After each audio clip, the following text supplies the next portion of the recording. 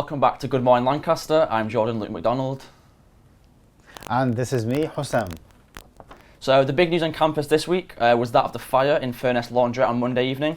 The fire broke out inside the laundrette beside the restaurant Pizzetta Republic at 10 p.m. on Monday when the fire alarm went off and 3 fire engines were called to campus.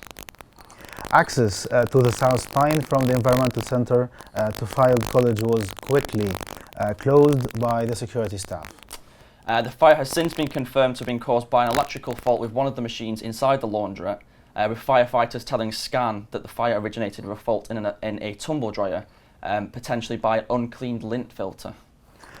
Nobody was on site when the first fire started, and no injuries have been reported. However, the incident, as a matter of fact, caused surrounding areas to be affected with the smoke for a short while, as well as instigating further student debates surrounding the circuit laundry service provided on campus. In other news, a Lancaster University graduate who made the shortlist for the Booker Prize has narrowly missed out on the accolade. Daisy Johnson, a member of Graysdale College who studied English and creative writing at Lancaster, saw her debut novel, Everything Under, published in June to critical acclaim. Following the book's success, Johnson made the shortlist for the UK's most prestigious literary prize in September. It was one of 6 novels being considered, and however, the winner of the £50,000 prize was announced on Tuesday evening as Anna Burns, who became the first Northern Irish author to win the prize. Had she won, Daisy would have become the youngest ever book prize winner at the age of just 27. Her novel, which was 4 years in the making, is reimagining of a Greek myth that tells the story of a difficult mother-daughter relationship in modern Britain, and it was the striking book on the shortlist, have sold more than 5,200 copies to date. The novel followed on from a collection of short stories which were published last year, bringing classical Greek myth to the Oxford waterways, and in turn, that series won the £10,000 Edge Hill short story prize. But obviously there we mentioned about the circuit laundry, the fire that happened there in Furness. There's been a lot of debate I've seen it on Facebook pages, just on general, in conversations with students. There's been a lot of debate about whether the university should keep up with the circuit laundry. Obviously there's been criticism of its price, of the quality of the cleaning, and obviously this fire now is just going to sort of, just continue that debate really around the thing. Do you use the circuit laundry? Because it is the most convenient option that I have, especially because I live on campus here, so it is the most accessible one. But I do think that we can look at both the upsides and the downsides, but still with more technological options, it would be more accessible and more easy to use, and even still more safe for all the students to use. Yeah, and I've seen some people suggesting that obviously if you go inside the laundrette, it says that the students and the people who are using the machines, especially the dryers, should be the people who are cleaning out the filters of the lint inside the machines, which is what caused this fire apparently on Monday evening.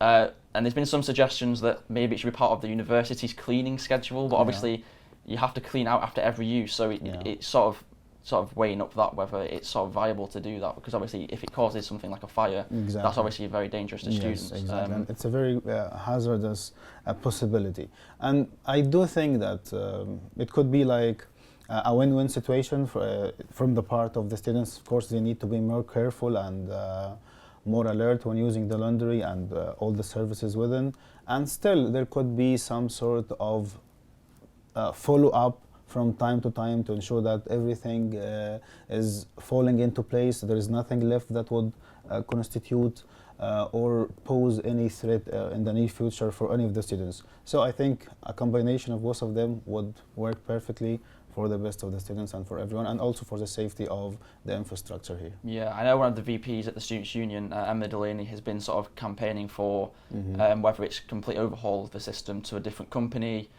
making it maybe run by the university or just sort of maybe improving the current service. But I think with this fire on Monday, it kind of shows that something has to be done. Yeah, exactly. Yeah. Whether the debate previously was around the quality and the cost of the laundry services, but I think this fire now is going to really sort of kickstart something and make something happen. And also another point that I saw many students talking about is the way how they have more credit to do more laundry when they to top up their credit. So maybe also providing more options for the students so that even they can pay in cash, for example, and for it to be more easier instead of the fact that they have to go to PayPal first and then do the transference.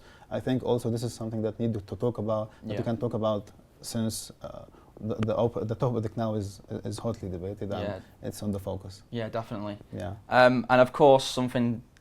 So you're a new member here at LA1 TV, and you came along to the media summit which we had in the first week, and you've been involved in some of the training sessions and things like that. So just sort of wanted to get your thoughts on how you think things are going and sort of what you've been involved with and how you've sort of found it so far. Yeah. First of all, my name is Hussam.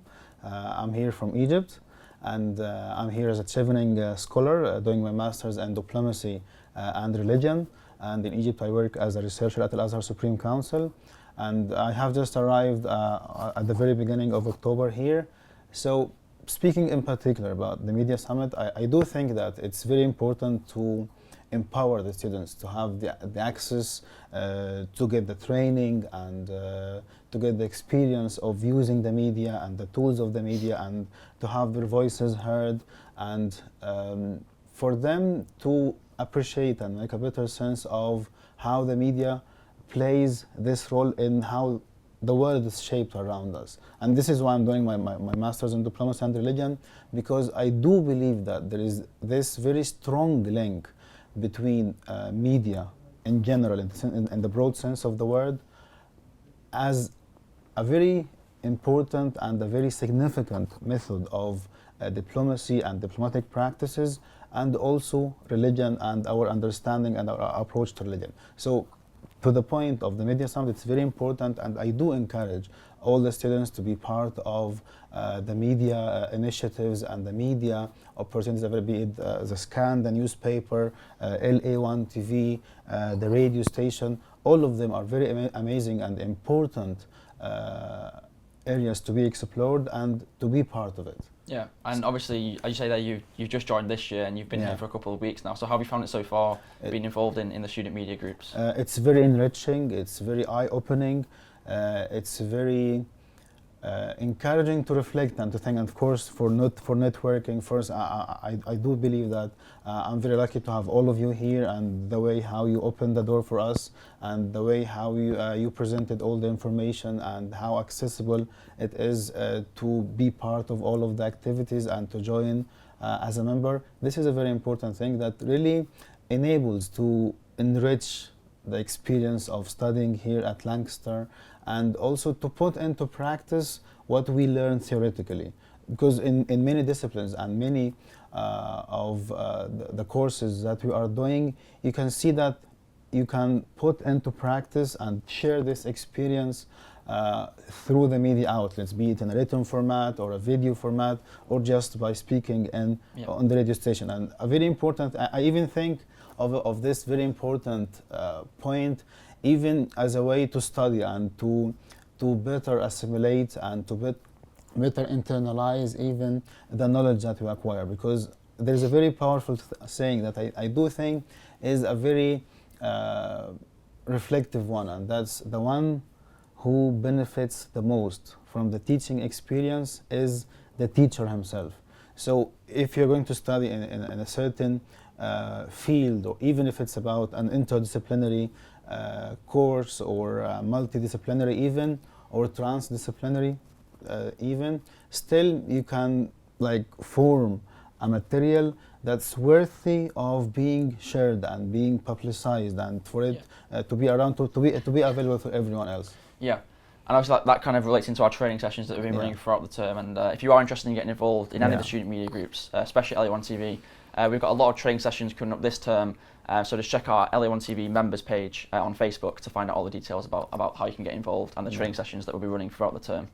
But me and Hassam were two of the members, two of the new members who went down to Alexandra Square this week to have a look at the Bike Club campaign that's being run by the VP Campaigns and Communications, Isla, ahead of this term, looking at getting students into cooking their own food in groups or by themselves. So we went down to Alexandra Square to find out what was going on. Today we're here in Alexandra Square at the launch of the Bike Club campaign, which is aimed at getting students to cook more. So we thought we'd come down and just see what students think.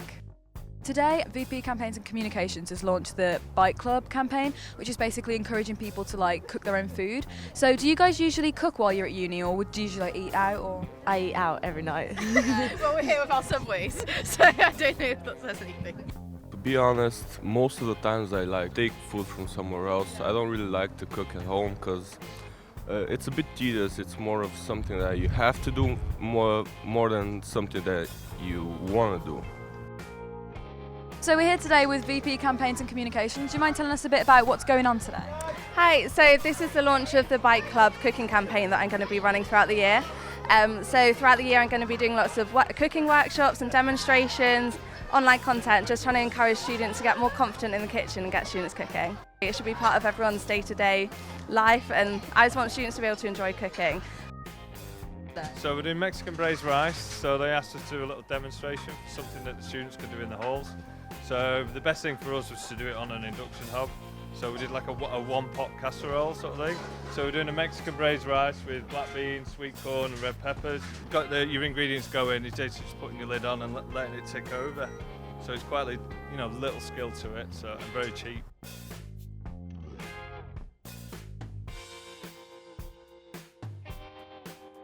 I do need to start bringing things in, but I can just never find a microwave. I'm on campus till quite late this year, so I finish 7 most nights, so that's quite when I'm getting home at 7:30, it's just a bit of a fast and start cooking and things like that.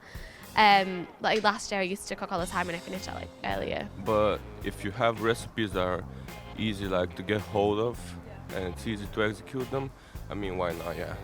Something I want to spread the message of is trying to cook in small groups, so 2s or 3s. So you could maybe take it in turns, so one person cooks one evening, one person cooks the other evening, which would be completely helpful if you're, say, on campus till 7, 8 p.m, got to go back to town, and then the last thing you want to do is cooking, so you could come home to a freshly cooked meal. We hope you enjoyed this bite-sized segment, and if you want the chance to win a £20 Sainsbury's voucher, then send the Student Union a selfie of you eating this meal on Facebook before the 26th of October. Happy cooking! So as well as making some Mexican rice over the coming weeks, this week there's a lot going on, and just here's a couple of the things that are going on over the next week. Baking Society have their first official bake of the year. This Saturday they will be making simple but delicious double chocolate cookies. Simply purchase a ticket for the time you wish to arrive, 11, 12, 1 or 2 p.m. and show up. The recipe and all the ingredients, equipment and assistance will be provided. The bake will be held in a filed common room. And also on Saturday you can join County College on a day trip to Liverpool. Tickets cost £10 and are available to purchase from the online store. That's it for this episode. Good morning, Lancaster, from me here, Hussam Eddin, and also from my dear colleague, Jordan Luke MacDonald. Thank you so much for watching.